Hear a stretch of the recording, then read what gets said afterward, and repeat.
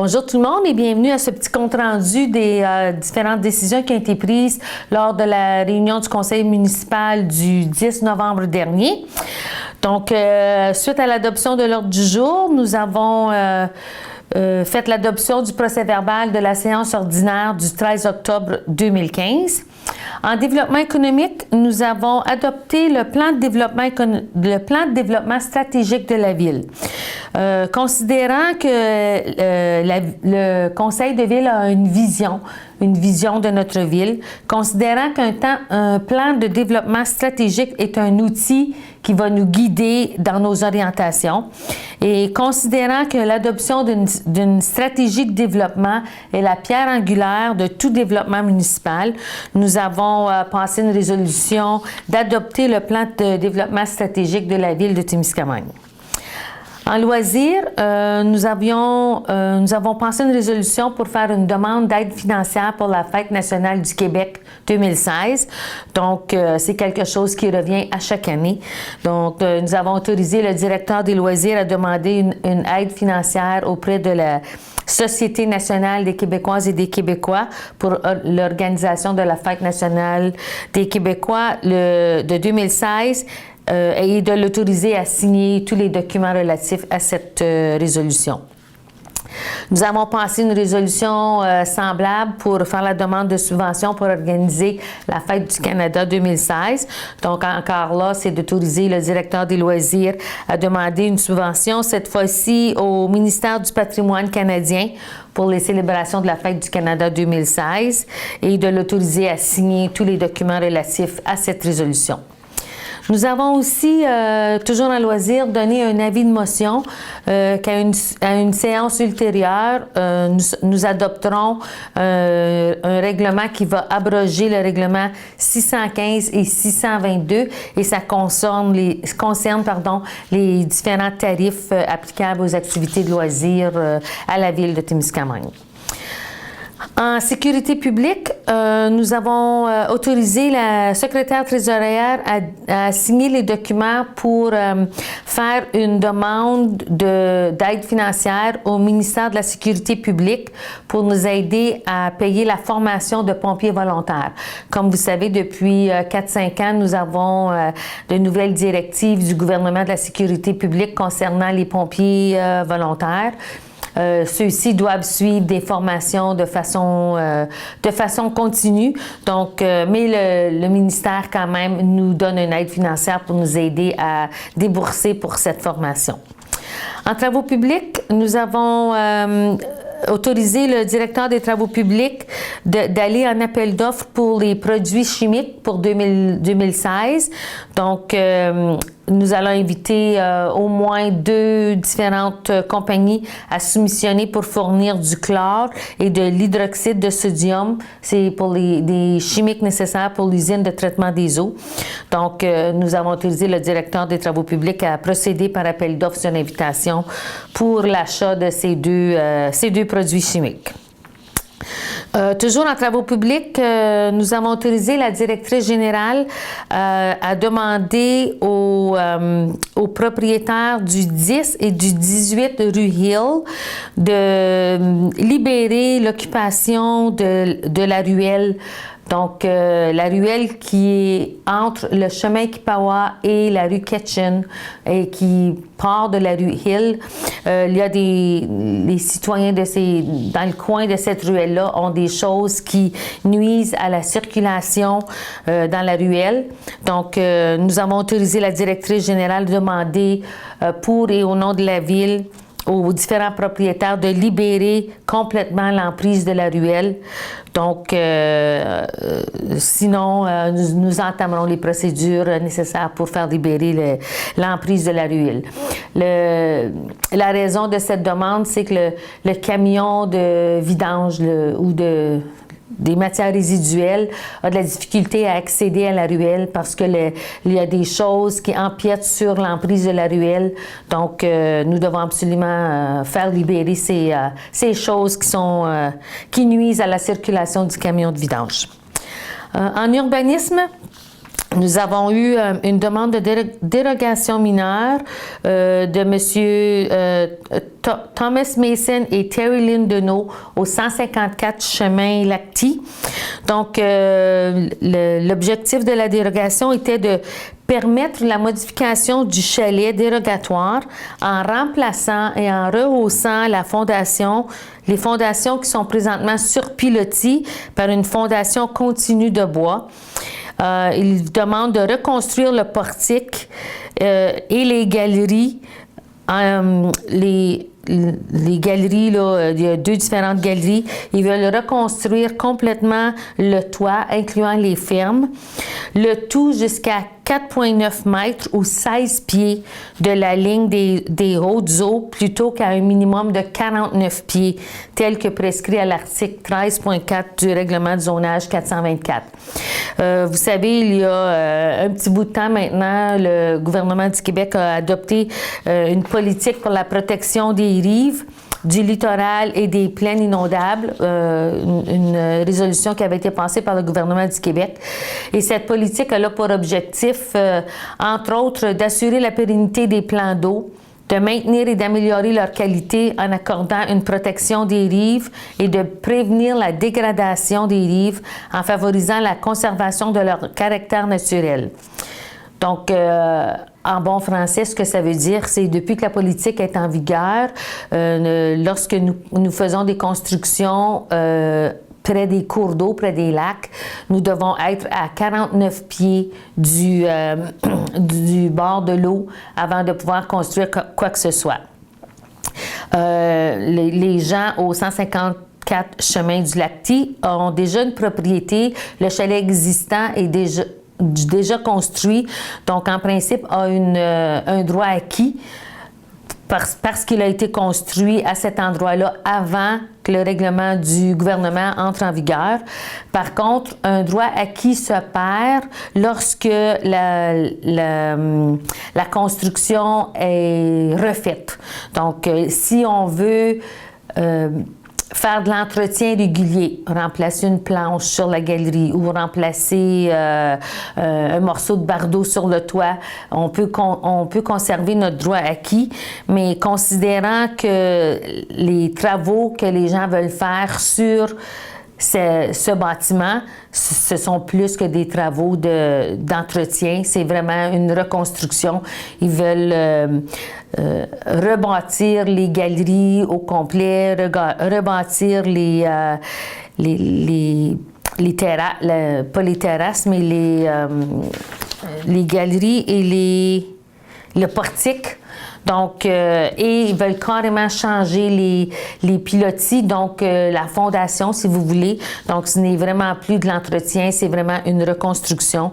Donc, considérant que le terrain mesure moins de 15 mètres de profondeur, mais que la propriété, ça c'est là où est situé le chalet existant, mais que la propriété est coupée en deux par le chemin et que de l'autre côté du chemin, il y a une plus grande superficie à plus de 15 mètres de la ligne des hautes eaux.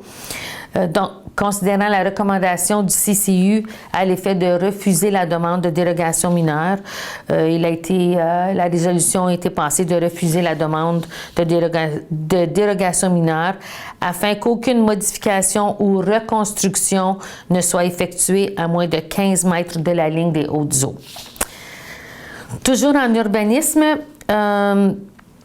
nous avons discuté de l'aménagement d'un stationnement sur la rue Paul-Benoît. Il y a quelques mois, nous avons eu une demande d'achat d'une partie de l'eau de M. Clément Girard afin de permettre le stationnement à ses locataires du 115 Paul-Benoît. Considérant que c'est la volonté du conseil municipal de permettre l'utilisation de ce terrain en stationnement sans aucune construction ou remisage, considérant que l'occupation existante d'une partie de ce lot par le voisin du 80 au 84 Paul-Benoît, il a été proposé de subdiviser ce lot en 5 cases de stationnement et un terrain en complément d'occupation, tel que présenté dans un croquis que l'inspecteur municipal nous a produit.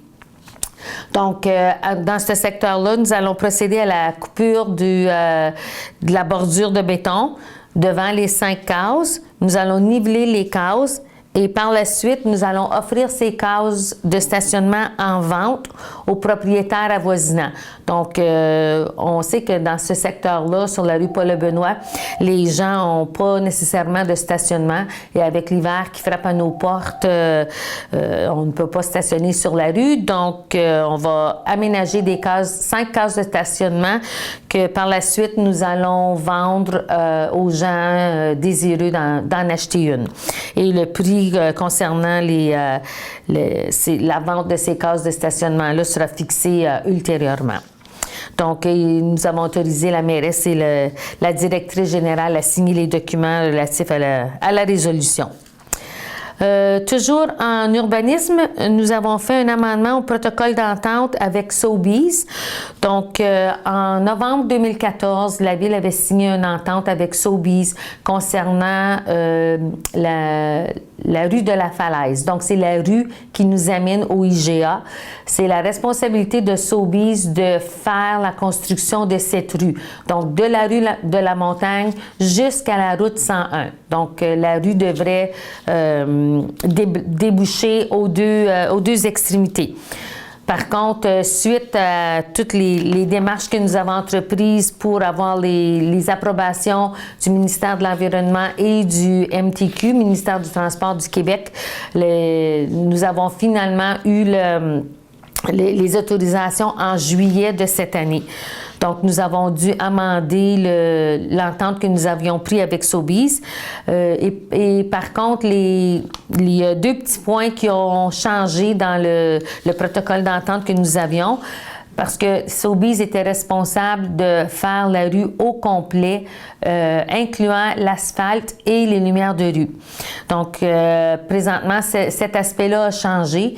La Ville sera responsable d'asphalter la rue et d'installer les lumières de rue. Par contre, ce sera Sobeys qui paiera la facture pour ces travaux-là. Donc, en grosso modo, c'est ce que l'entente nous dit. Et pour votre information, les équipements sont arrivés. L'entrepreneur responsable de faire les travaux pour ouvrir la rue jusqu'à la 101 sont sur place. Donc, d'ici 2 à 3 semaines, la rue de la Falaise devrait déboucher sur la route 101. Par contre, étant donné que nous sommes rendus à la mi-novembre, l'asphaltage et les lumières de rue seront faites aussitôt que la température le permet au printemps. Donc, en administration, nous avons approuvé la liste des comptes à payer pour le mois d'octobre 2015. Nous en avions pour un montant de 1 634 251 $. C'est environ 1 million de plus qu'à la normale. Par contre, nous avons 982 000 et quelques dollars que nous avons payés justement pour les travaux qui ont été faits sur le chemin Kipawa. Il y avait un autre montant là, de 72 000 qui avait été payé pour la peinture qui a été faite au plafond de l'aréna. Donc, si on enlève ces montants-là, nous avons eu un mois très normal. Dépôt de la situation financière au 30 septembre. Donc, au 30 septembre, pour le mois de septembre, nous avions eu des revenus de 50 785 $ et des dépenses de 260 206 $. Donc, au niveau de l'opération, ça nous a laissé un déficit de 209 421 $. Nous avons pendant le mois fait des achats d'immobilisation pour 90 038 $ et de ce montant, nous avons des sources de financement pour 65 295 $. Ce qui nous a laissé un déficit du fonctionnement pour la période où jusqu'à ce moment ici de 400 564 $. Par contre, nous sommes toujours en bonne situation financière. Nous anticipons finir l'année avec un surplus de 61 481 $. Ça, c'est à la fin du mois de septembre. Nous avions la marge de crédit, nous en avions pour 300 000 et la marge de crédit temporaire pour 1 500 000 le comptable nous disait que ce montant va disparaître parce que nous sommes vraiment en voie de sortir le règlement d'emprunt pour les travaux qui ont été faits à l'Arena. Donc, le 1 500 000, c'est vraiment pour les travaux là, faits à l'Arena pendant l'été. Pour continuer en administration, discours de la mairesse, à chaque année, à ce temps-ci, environ un mois avant le dépôt du prochain budget municipal, de par la loi, je dois faire mon discours qui, en principe, vous énumère les états financiers de la ville de 2014, ce que nous anticipons pour l'année 2015, les différents budgets que nous avions.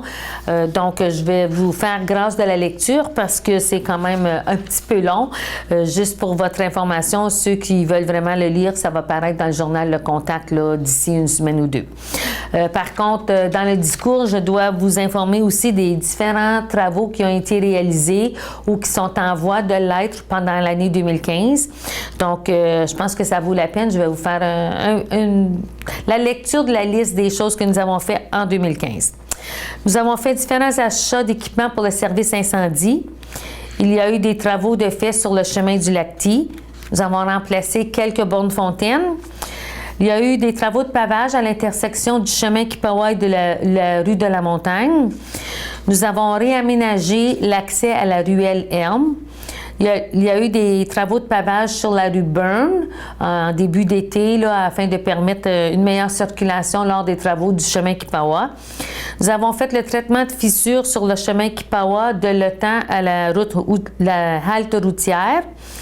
Nous avons fait la reconstruction complète du chemin Kippawa entre la montée Letang et la rue Humphrey, incluant l'installation d'un émissaire pluvial. Nous avons fait l'aménagement de la phase 2 d'un circuit d'interprétation des anciennes conduites forcées. Donc, c'est vraiment le circuit au niveau du projet des pipelines. Nous avons remplacé le système de réfrigération et de ventilation de l'Arena. Nous avons peinturé les structures dans l'Arena, installé un plafond réfléchissant. Nous avons remplacé les lumières dans l'Arena aussi. Nous avons fait une extension au centre, question de libérer les salles de joueurs à l'intérieur du centre afin qu'on puisse avoir une salle de joueurs spécifiquement pour être utilisée par les filles. Nous avons fait des améliorations aux infrastructures du centre, fait de l'achat d'équipements d'hiver pour le service des loisirs. Nous avons acheté un camion 10 roues pour le service des travaux publics. Et nous avons fait des améliorations aux infrastructures du club de golf. Donc, comme vous pouvez voir, 2015 a été une année assez occupée pour nos employés. Par contre, je pense que les travaux que nous avons faits vont servir à embellir notre ville et nous permettre d'offrir de meilleurs services à nos citoyens. Donc, pour continuer en administration, nous avons fait le dépôt des prévisions pour 2015. Donc, le comptable nous a, il y a 2-3 mois, nous avons fait les amendements budgétaires. Donc, maintenant, nous sommes à l'étape où nous devons faire les prévisions budgétaires au 31 décembre. Étant donné qu'il reste seulement 2 mois, nous sommes en meilleure position pour évaluer quelle sera notre position financière à la fin décembre. Donc, au niveau des prévisions pour décembre, au niveau des revenus, nous anticipons que nous aurons un revenu de 6 417 967 et que nous aurons des dépenses de 4 787 533. Donc, ça, c'est vraiment au niveau du fonctionnement de la ville. En plus de ceci, nous devons rajouter que nous allons avoir un remboursement de capital pour 948 971 $. Et nous avons aussi affecté des sommes au fonds de roulement pour un montant de 60 255 $. Donc, ensuite de ça, au niveau des immobilisations, mais c'est tout ce qui concerne les différents projets que nous avons faits cette année, notamment le remplacement du système de réfrigération à l'Arena et les travaux sur le chemin Kipawa. Si on met tous ensemble, nous devrions finir l'année avec un surplus de 198 825 $. Donc, effectivement, ce ne sont pas des chiffres qui sont vérifiés, consolidés.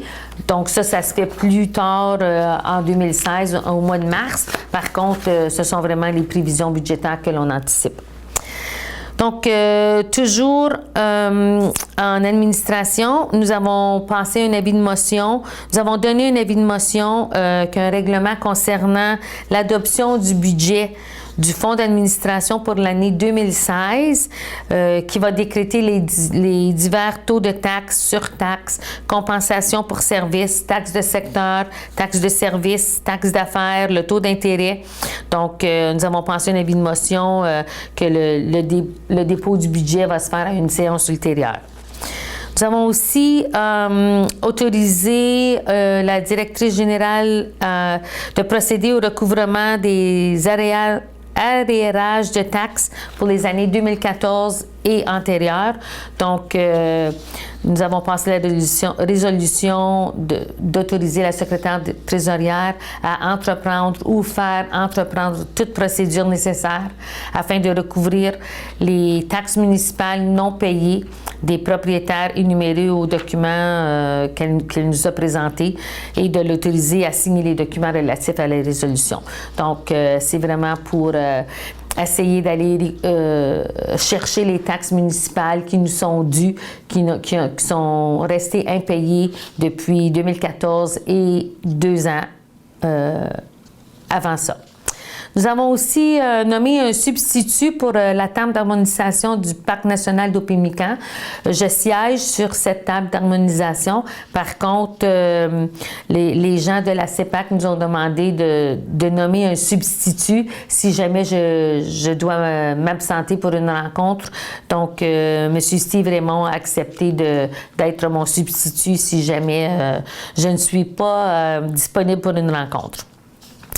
Nous avons aussi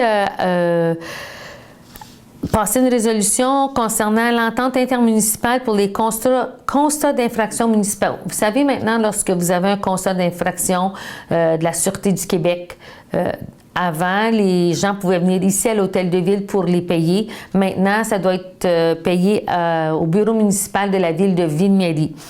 Par contre, lorsque nous donnons des constats d'infraction municipaux, parce que vous savez, ici à la ville, aussi, nous avons des règlements municipaux. Si jamais les gens ne suivent pas les règlements, nous sommes en mesure de leur donner un constat d'infraction, donc une amende. Et c'est toujours la ville de Ville-Marie qui s'occupe de percevoir les frais de ces amendes-là, puis ils nous les remboursent par la suite. Par contre, dans l'entente que nous avions avec la ville de Ville-Marie, ça n'incluait pas les constats d'infraction municipaux. Donc, nous avons passé une résolution là, pour approuver leur projet d'entente intermunicipale qui avait été déposé par la ville de Ville-Marie. Donc, ceci met pas mal fin aux différentes résolutions qui ont été prises à la rencontre du mois de novembre. J'avais juste un petit sujet dont je voulais vous parler avant de quitter. C'est concernant les travaux sur le chemin Kipawa. Vous allez voir, il y a la nouvelle signalisation à 2 endroits différents, notamment à La Fontaine et au Puy-de-Souhait. Ces 2 intersections-là ont été modifiées pour devenir sensiblement des intersections un petit peu comme l'accès à la rue Thorne. Lorsque nous sommes sur le chemin Kipawa, nous voulons aller sur la rue Thorne, c'est comme 2 petits sens uniques, si vous voulez. On doit toujours garder la droite pour monter la rue Thorne et lorsque nous descendons la rue Thorne, nous gardons la droite encore. Et ça va être les mêmes directives pour accéder à la rue Muir et à la rue Outlook. Donc, lorsque vous êtes sur le chemin Kipawa en descendant, vous en allant vers le White Oak, si vous voulez, vous devez contourner le puits de Souhait et la fontaine. Vous devez passer vraiment à la droite de ces infrastructures-là pour vous rendre sur la rue Outlook et sur la rue Muir. L'objectif de tout ceci, c'était vraiment de rendre plus sécuritaire ces deux intersections-là. Donc, lorsque vous êtes sur ces rues-là et que vous voulez revenir sur le chemin Kipawa, vous devez encore là garder la droite. Et à partir du... là, je ne suis pas certaine si c'est un arrêt ou un CD. Vous êtes toujours à la droite pour embarquer sur le chemin Kipawa. Donc, on vous demande de vérifier davantage la signalisation dans ces secteurs-là. C'est sûr que lorsqu'il y a une nouvelle signalisation, on se doit de la respecter. C'est nouveau, mais on vous demande là, d'être vigilant et de porter une petite attention spéciale là, le temps de s'habituer à cette nouvelle signalisation. Donc, ça fait le tour des différents sujets qui ont été abordés lors de la rencontre régulière du mois de novembre. Je vais vous souhaiter un beau mois de novembre. La température est toujours clémente. Ça fait bizarre de ne pas avoir de neige encore rendu au 12 novembre, mais bon. Mère Nature, elle décide et on doit suivre ses décisions. Donc, merci beaucoup de votre attention et puis on se revoit dans un mois.